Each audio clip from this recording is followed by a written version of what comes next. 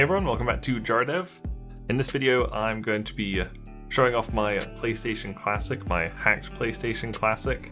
I needed to get it all plugged in here in order to record some footage of Symphony of the Night for a video I'm working on. So I figured while it was all plugged in and all working up here, behind the scenes, I might as well just show off like how my hacked one works.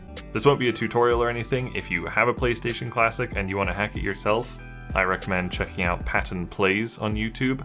He does fantastic video tutorials on hacking this. I followed his guide for my NES Classic as well. He's fantastic. But basically how this one differs from this one, which is just right there, this one, you kind of connect it to the computer, you do all the hacks onto the actual system. This one, the actual system itself is totally unaffected. All the hack is on this USB stick right here. It's still in fairly early days for the hack, so not like a ton of USB sticks are compatible. I used a couple that I had hanging around and they worked like a little bit. One of them, I could only add 3 of my own games to it and then it just stopped working. This one is the best one. I'll have on screen what it actually is because I cannot for the life of me remember what it was. But this one works absolutely perfectly. I also had to pick up this like USB splitter thing here, because obviously this is in the Player 2 port, so if I wanted to play multiplayer games like Crash Team Racing that wasn't on the PlayStation Classic, then I'd have been out of luck. I'd only have been able to play with one player. But luckily, if you have this, once you've done the hack, then you can start using both your controllers again. So that's really it for the actual system. There's a couple of different methods for hacking the PlayStation Classic. My personal preference, and also the one that Patton Plays recommends, is Autobleem. It's probably the easiest hack ever to use. You basically just copy a bunch of files onto your USB stick, put the games you want in the games folder, plug it in, bam, it works. You get this whole new UI, this lovely Autobleem UI. I think it looks nicer than the actual like default vanilla PlayStation Classic. Autobleem actually very recently had an update which allows you to add Retroarch to it, if we look down there. So we can now open up Retroarch from Autobleem. Retroarch is just a really good emulation software, I guess. It's got all of our games on here. So it's really nice that basically I've got 2 options for playing games. If like the default emulator isn't working as well, I can open up Retroarch, and if I go to like something like Digimon Rumble Arena, I can go run, and I can just choose like a different core.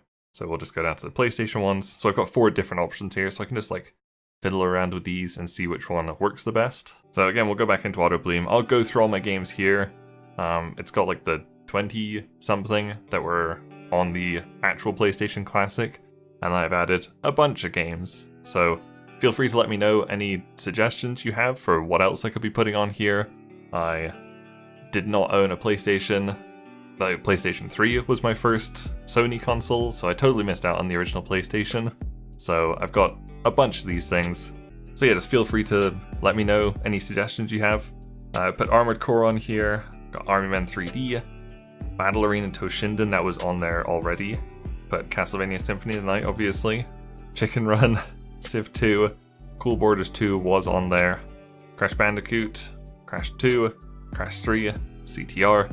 None of those were on the PlayStation Classic, which is why it's pretty much useless if you don't hack it.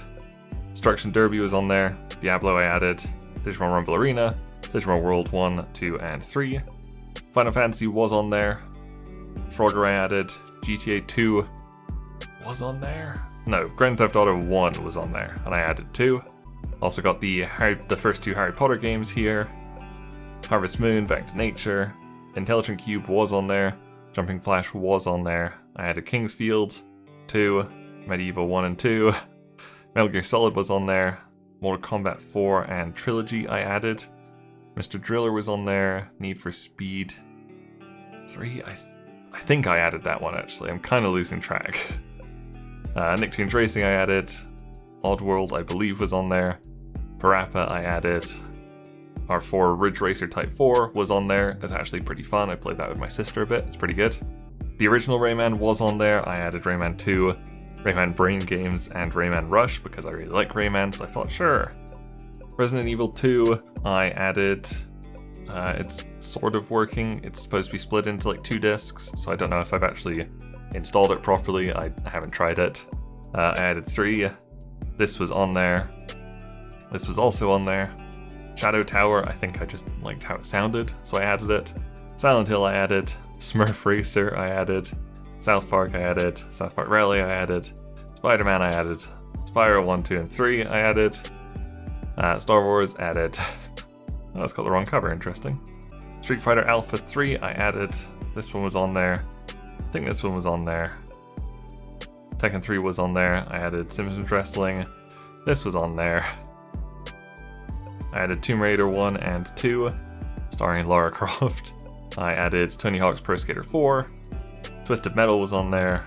Wild Arms was on there. And I added SmackDown 2 and a Yu-Gi-Oh game. So not only do we have the option to add all these games to it, we also can like upscale the games, which the original PlayStation Classic wouldn't do. So we can go to the game parameters, we can go to high res, turn that on, and speed hack, turn that on. I found the speed hack just kind of helps it keep the frame rate better. So I'll actually do a side-by-side of like Crash Team Racing with the high res mode on and off.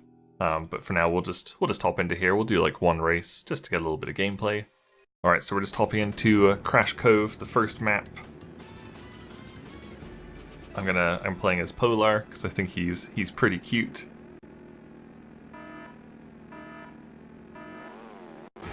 Off we go, vroom vroom. Okay, so we'll do a side-by-side here, and you should be able to see the difference, as long as I've got it working okay. I'm surprised how well this game holds up. Like, I never played it when I was a kid. I think like Mario Kart Double Dash was my first kart racer game. I just nailed Crash there. Oh,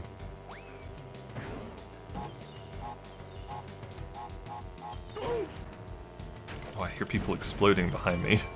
But yeah, it's actually it's really fun. Like it's held up well. It feels like very smooth, even though it's only 30 FPS. Just like the remaster, unfortunately. I was really looking forward to the remaster. I was gonna pick it up for Switch so I could play it with my family.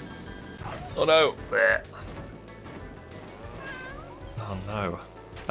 But unfortunately it does not have the high.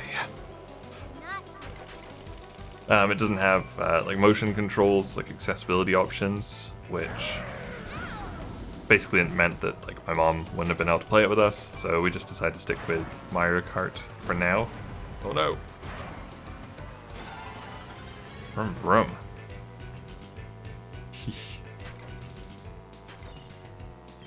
Look at Polar, look how cute he is. I don't know how you could choose anyone else, honestly. I think a trick is with this game is you're supposed to be like drifting a lot, and I definitely do not do that. Oh no. I don't want to risk it. We're gonna get a nice first place here. God, listen to him chuckle. It's lovely. And like this game is not on the PlayStation Classic by default, so this is just running off that little memory stick in the front of the console, and it works great. Nice. Lap 3 was very good. Excellent. Alright, so if we just hit the reset button on the console, it'll take us right back to the home screen. Lovely. We don't need to save, we've already got a little save point down there. So, theoretically, if I go to Retroarch and I boot up the same thing. Okay, so this is just like the default resolution, just running on Retroarch. But the really cool thing about Retroarch is, so we're gonna stop this right now. We press start and select to open up the Retroarch menu. We can go down to options. We can go down here to enhanced resolution, turn that on, and do the enhanced resolution speed hack, turn that on as well. And then if we press start and select again, it'll have upscaled it from within the game.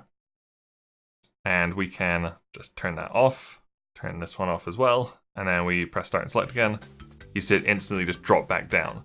So that's the really cool thing about Retroarch, is you can activate these options from within the game. So if you're like playing co-op or like 2-player on CTR, for example, and you notice like one of the maps lags a bit with it on, you can just hop into the Retroarch menu, turn them off, finish up your race, and then turn them back on. So that's really cool. I'm really happy that I can run Retroarch on this thing now as well. So let's stay in Retroarch and let's go to Digimon Rumble Arena, because I think this is one of the games that I was having issues with the enhanced resolution thing.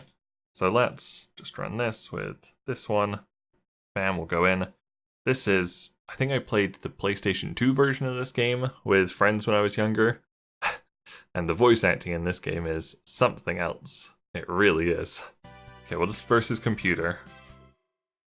Gonna have to listen to the voice acting because it is amazing. Which Digimon are you gonna play with, huh? Which one?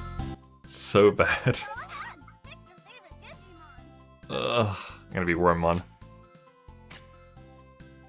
The computer can be Patamon. Amazing. Do your best, Wormmon. You can do it, Patamon. That's basically what it sounds like. Let's just play on this stage. It's actually, I think it's a really fun game.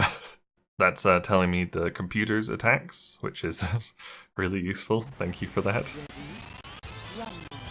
Okay, so you can actually hear like the you can hear like crackling and stuff. So we are going to turn the enhanced resolution off, and the quality goes way down, but it's not crackling as much now. God, I probably should have made that Patamon a little bit stronger. But you can definitely see the difference. Fuck you, Patamon, how about that? Oh, he's boom bubbling me.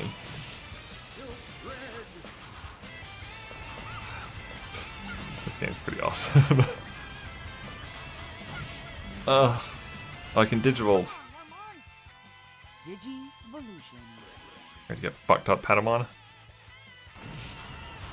Yeah, fuck you, Patamon. Oh no, he's Digivolving too. Digivolution. And to beat up a Seraphimon, what the heck? Yeah, we'll just kick him. We'll beat him up here. Alright, we can actually shoot him. Oh! Shoot!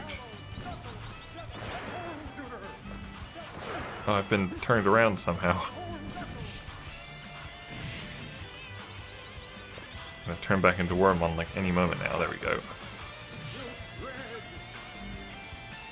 And to beat up Seraphimon as a worm. Uh-oh. Die, Patamon. Get crushed by that boulder. He's dead! We've killed him. Oh, and Digivolve again. How about that, Wormmon? Patamon. Smash him into the ground. Bam! Oh, you fat pig. Oh, he's dancing there. And we did it. You win. I did it. Yay. I think we have to do another round, but I think that's probably enough of that. I should mention that with Retroarch you can also run other things, other games, not just PlayStation 1 games. So I think it's also pretty decent for playing PSP games, and I think it's probably like stronger than the NES Classic. So it's probably your best go-to for playing N64 games, although you will need to use a different controller because these don't have analog sticks, they just have the D-pad. That's why they were so cheap, and why you get two of them, which is nice.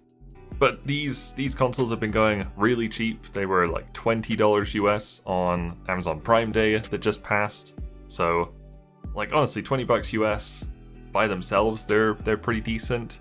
You only have to spend another, I guess it's about $15, $20 after that to get them to this point. But I think it's worth it. It's really cool to have, like, how many did I have on there? Like 71 PlayStation games. It's awesome. So yeah, there you go. That was just a little video showing off my hacked PlayStation Classic. Hopefully got a couple more of these kind of more hardware-y videos coming soon. I've got something to look at in the next couple of weeks. Then I have also pre-ordered the Sega Genesis Classic, another system I never owned as a kid. So I'm pretty excited for that one. That one's coming out September 17th or something like that. 17th or 18th or 19th. So I'll be looking at that, like I'll do an unboxing of it, take a look at it out of the box, and then when it inevitably gets hacked, I will show off what that's like as well. Anyway, thank you guys very much for watching. Make sure you check out Padden Play's channel if you have more like technical questions. He makes really good tutorials on all this hacking the classic consoles and stuff. Make sure you like this video and subscribe to the channel if you enjoyed this, and I'll see you next time. Bye!